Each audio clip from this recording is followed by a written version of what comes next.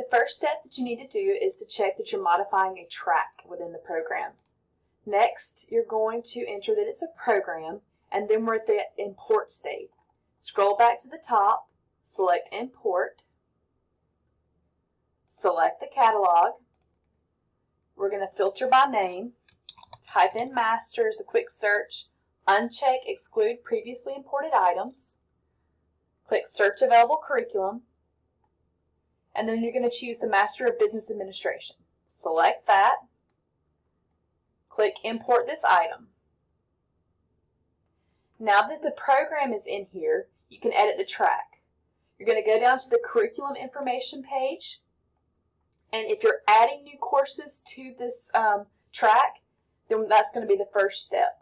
So here are the instructions for deleting. If you're taking a course out, follow these instructions. If you're adding courses to the track, follow these instructions. To add a course, you're going to go down to the curriculum of the program. You're going to click Add Course. If it's a new course that's not in the catalog, you're going to manually type that in. If it's a course that is in the catalog, you're going to import that. Import that from the catalog. So after you've listed the courses here, then we're going to build it to the executive track. If you're deleting, you simply have to go over here first. Here's the early executive track. Here's the description of the track, but there are no courses to it. So we do need to add the courses to it. So click Add Courses. Here's the list of courses that you can choose from.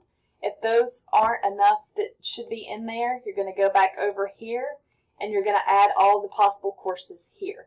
Once you add those here, go back. And if you need to change the description, change them there, but then you're going to add the courses here.